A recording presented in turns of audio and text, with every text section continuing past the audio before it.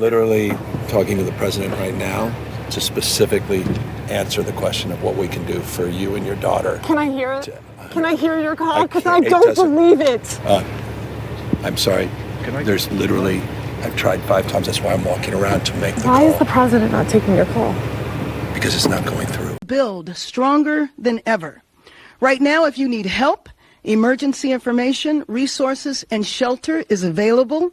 All of this can be found at URL. As hundreds of thousands of people are forced to evacuate, the legacy media keeps telling us it's just another wildfire. But in this video, I'm going to tell you how this tragedy was set into motion all the way back in 2018 when the Paradise Fire burnt down more than 150,000 acres and took so many innocent lives. And yet, even after such a national tragedy, the exact same thing is taking place in Los Angeles. And the worst thing is that the people responsible for the Paradise Fire are the same ones who failed to provide water to LA and caused yet another disaster. And somehow the mainstream media isn't talking about it, as if it's just another coincidence. Well, I'm going to talk about it, and I'm going to start with Janice, who is the CEO of the Los Angeles Department of Water and Power. Now, I'm sure you've heard her spout this nonsense while trying to explain why the firefighters had next to no water to combat a large-scale fire. If there's a message you take away from me today, is I need our customers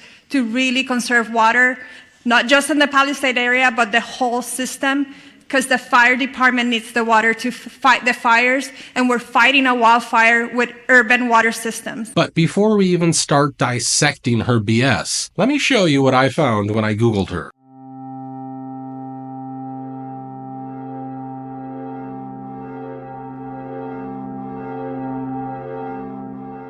As you can see, at the time of this recording, none of the articles even mention her by name and call her out. But this isn't the only thing they're hiding. I'm sure some of you remember that the horrific Paradise Fires were started thanks to a faulty transmission line belonging to the Pacific Gas and Electric Company. PG&E is revealing new details tonight about the cause of the Camp Fire. The fire killed 85 people in and around Paradise more than a year ago. This is the same company which even back in 2019 was notorious for causing fires because of their faulty lines. After the Paradise Fire, it came out that PG&E had caused 1,500 fires in 6 years. Just let that number sink in. And there was so much evidence against them that in 2019, they ended up admitting responsibility for the Paradise Fires. Also breaking this noon, PG&E has pleaded guilty to 84 counts of involuntary manslaughter for its role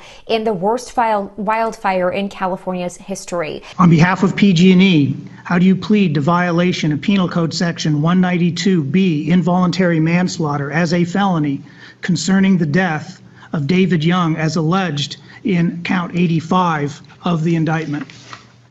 Guilty, Your Honor. And after this, Gavin Newsom promised to restructure PG&E and brought in Janice, who served as the Senior Vice President of Gas Engineering and then as Senior Vice President of Electric Operations at PG&E. I'm sure you're seeing a pattern here, right? And even more shockingly, Newsom even ended up bailing out PG&E, a company that had admitted to causing a fire that took 85 lives. He pretty much shoved a $21 billion recovery package down the throats of every citizen of California. Governor, you mentioned all the parties that have an interest in the outcome of this bankruptcy proceeding, and your office is now planning to insert itself as the broker to get us out of it. How can you assure those people, including the fire victims, that your office can act neutrally, considering that PG&E donated more than $208,000 to help you get elected? I know this is a mantra, and I don't know how many times I've answered this question. I would encourage you to go back to all my previous answers. If the suggestion is somehow I'm influenced by that, you're wrong. Absolutely unequivocally wrong. And there's not one thing you can point to during my tenure as governor that would suggest otherwise. So I don't know where you're going with that, but respectfully, it has zero. According to his recovery plan, utility companies would need to pay $5 billion in order to access a fund of up to $21 billion. The recovery fund is a bond that would be repaid by ratepayers with interest. When Mayor Bass took office, She quickly nominated Janice to become the general manager of LA's Department of Water and Power. Janice Quinones will be paid an annual salary of $750,000. That's a sharp increase from her predecessor's salary, which was $435,000. And she made these remarks while making this appointment. This is a transformational period for the department as we make decisions that will build toward the goal of 100% renewable energy by 2035. And I am confident that Janice's experience overseeing large-scale organizational operations, improving safety outcomes for workers, and restoring and reconstructing electrical systems following Hurricane Maria in Puerto Rico equip her to lead the department. As you can see, it was all done to promote the same 2030 agenda, and now we are seeing the dire consequences of her decisions. When water stopped coming out of the fire hydrants, people had to fill trash cans with pool water to put out fires on their own properties. These guys are filling this trash can with water from a neighbor's pool on Halston and Altadena, and you can see they are running over to try to stop these flames from spreading. And while we're talking about Karen Bass, I would love to show you a video detailing her interesting past associations. November 7, 1983. Remember this date, but first, let me introduce you to Karen Bass. Back in the 1970s, community activist Karen Bass went on at least 15 trips to Cuba, many with a group known as the Venceremos Brigade, a Marxist group started by the Castro regime to subvert American interests, weaken democracies, and spread communism around the world. Founded in 1969, the Venceremos Brigade organized trips to Cuba every year for half a century. They attracted the most radicalized and delusional segments of the American left, including overtly Maoist and pro-Soviet communist groups. In fact, a Los Angeles police investigator who infiltrated the group testified to Congress saying that to be a member of the brigade, you had to be confirmed as a Marxist-Leninist. As a brigadista and then moving up the ranks to organizer for the Venceremos Brigade, Karen Bass visited Cuba every 6 months. Their mission? To radicalize young, impressionable American leftists in terrorist tactics and guerrilla warfare. Members of the Venceremos Brigade were even taught how to make bombs. Jesus Christ! Karen Bass admits, on her many pilgrimages to Cuba, she went to see Fidel Castro speak several times, even calling him charismatic. And upon his death, praised him, saying, "The passing of Commandant en Jefe is a great loss to the people of Cuba," even though the people of Cuba see him as a dictator who impoverished their island. Now, Errol here is making some very bold claims, but once again, I tried to dig deep into this and I found out his claims are all backed by other reports and articles. For instance, a New York Times article reported that while Bass was leading the brigade's efforts in California, 3 police explosive experts testified before the Senate that the brigade's members were taught how to make bombs while in Cuba. Now, this information already paints a very different picture of Karen Bass, but you haven't seen anything yet. Errol continues his report and shares this. Another group, the M19, took its belief in revolutionary anti-imperialism to extremes, violent extremes. The M19 was the first and only women-created and women-led domestic terrorist group. Since their founding in 1978, M19's tactics escalated from robbing armored trucks and abetting prison breaks to building their own explosives and carrying out terrorist bombings. From 1983 to 1984, M19 bombed an FBI office, the Israel Aircraft Industries building, the South African consulate in New York, DC's Fort McNair, and Navy Yard, which they bombed twice. But that wasn't enough for them. On the night of November 7, 1983, the M19 called the U.S. Capitol switchboard and warned them to evacuate the building. Minutes later, the M19 bombed the north wing of the U.S. Capitol. November 7, 2023 marks 40 years since the M19's bombing of the U.S. Capitol. Members of the M19, like Susan Rosenberg, traveled to Cuba with and were radicalized by the Venceremos Brigade. The South Los Angeles Venceremos Brigade was led by Karen Bass, who is now mayor of Los Angeles. And once again, I was able to find this article backing the serious claims Errol is making here. So basically, the mayor of Los Angeles is a radical communist, and the group she once led has ties to a very violent organization. You can see why people are not willing to trust a word she's saying. For instance, this is how she tried to explain her decision to cut the budget for the fire department. Obviously it's a challenge right now. They're bringing in firefighters from all across the western region, but can you address the criticism now over the budget issue and the slashing, $17 million? I think if you go back and look at the reductions that were made, there were no reductions that were made that would have impacted the situation that we were dealing with over the last couple of days. And then there was a little bit of confusion because money was allocated to be distributed later on, which was actually going to support salaries and other parts of the fire department that were distributed a little later. So I think it's most important to understand that we were in tough budgetary times, everybody knew that, but that the impact of our budget really did not impact what we've been going through over the last few days. Again, back to the unprecedented windstorm, wind at such ferocity that we haven't seen in years, is the context in which we were dealing with it. Thank you. So she's saying the department didn't face any equipment cuts. Then can she please explain why the hell these firefighters are using bags to pour water on fire? The firemen don't have hoses, so they're like literally using purses, women's handbags, filling up women's handbags to put out fires. Look at this. What in the world? LAFD fire department using women's handbags to put out fires. What is going on here? Have you guys ever seen this in your life?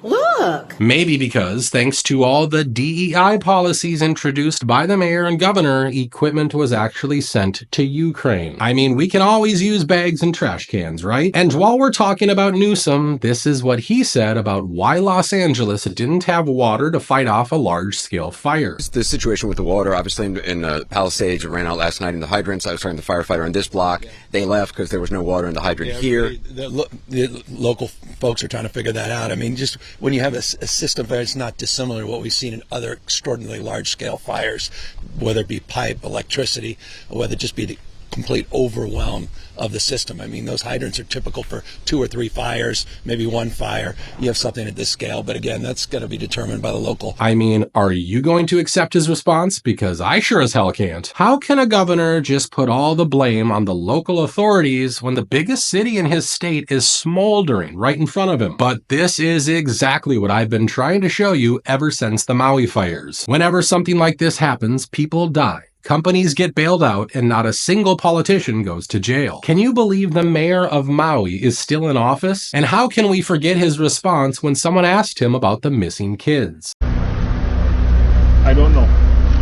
Yes, you do. How many children are missing? You know. If I knew the answer to that, I would be happy to answer that. You have no estimate as to how many children are missing? I guess we can end this right now if you guys want. Sorry, this is one of the biggest questions that the people of Lahaina have, but you don't want to answer. It always takes 1 or 2 to ruin it for everybody. Please, this is our first only opportunity. Well, we could say that about you. You've ruined it for everyone. You're welcome to say it. You're the media. You can say whatever you want. You're a disaster. All right. Okay. Please. You've been the worst mayor we could possibly imagine. You won't even wait. Respect what? This is the most dismal response we've ever had. You won't wait for your turn. You want to shout over these guys that are legitimate. Why don't you give them the real answers then? Give them the real answers. That's not his question. Let him. Yeah. You can go. Yeah. Oh, sorry. And while we're talking about Maui, let's discuss yet another similarity. When the fires reached the Palisades, many people didn't even get the evacuation alerts. Even on Maui, the officials refused to sound the sirens to alert people of the danger. They even instructed people to run towards the fire. Many survivors say they had little or no warning the flames were coming. And records confirm their claims, showing no warning sirens were activated. Do you regret not sounding the sirens? I do not. And the reason why, and so many people said they could have been saved if they had time to escape.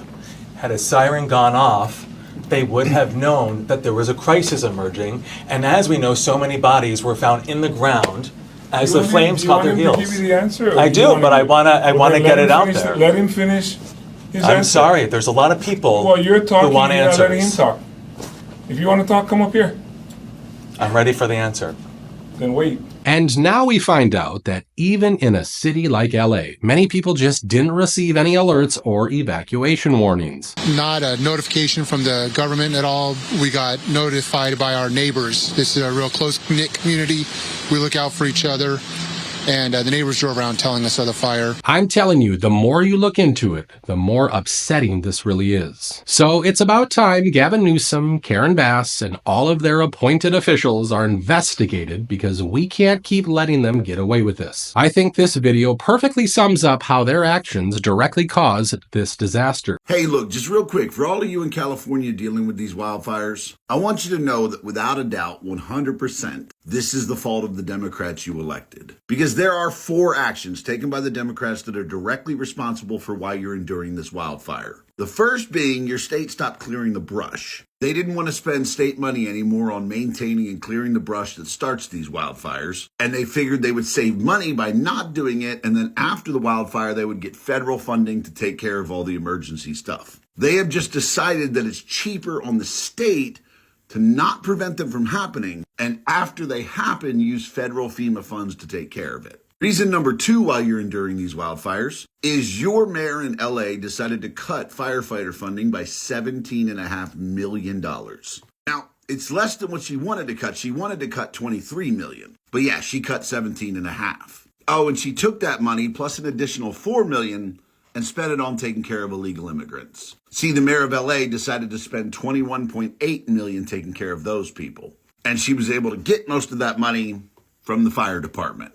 Lastly, our government has taken money from fire departments all throughout the United States and spent them fully equipping and fully funding 16 Ukrainian fire departments. Those fire departments have reported to international media that they are fully equipped and ready for any emergency. So if you're wondering why you're dealing with these wildfires, it's because your fucking state stopped clearing the brush, your mayor in LA cut $17.5 million of your funding and spent all that money on illegal immigrants, and all around the country we've taken money from fire departments to make sure Ukraine is fully equipped for any emergency. Thank God it's less than 2 weeks till we have to stop dealing with this dumb shit. Except for those of you in California, you re-elected the Democrats, so enjoy that. And now that we know who the main bad actors are behind it all, I want to bring your attention to another strange thing we witnessed in the last few days. What in the world was that?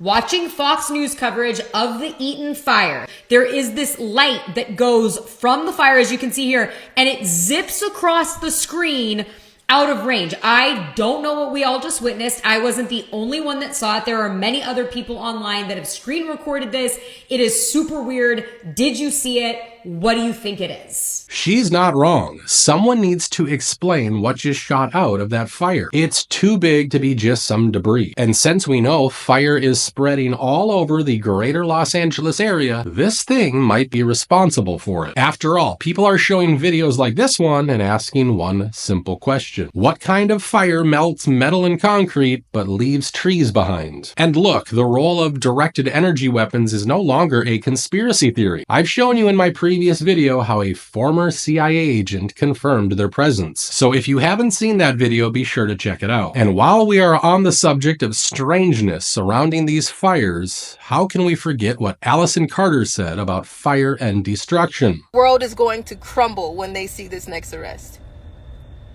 In the meantime, there's going to be deaths, distractions, and fires to hide evidence. Watch for it, ask questions, demand answers. You know who's on those flight logs. You do. You know who should be arrested. You all do. You know that that laptop from hell is real. You know that the black book is real. You know Ghislaine Maxwell's customers are who everybody is watching in the everyday news, including those who you drop your kids off with every day. Your schools, your doctors, big banks, Chase Bank, Bank of America. There is a lot of people that are attached because this goes very deep. I told y'all this is a spider web that is tangled and tangled and tangled and woven intricately. I am telling you right now that once one goes, it's going to pull on a big string. That arrest is coming. For those who don't know, she's a victim of Diddy's freak-offs, and she's been trying to tell the people what these rich monsters have been up to. And right after her warning, somehow the entire country seems to be burning down. Just another coincidence? Something tells me it's not. But you tell me what you think about these politicians and their actions that have led to so many deaths over the years. Who do you think is behind them, and why do you think none of them go to jail? Please share your thoughts with everyone in the comments section below. As always, thank you so much for watching today's video, and I hope to see you in the next one.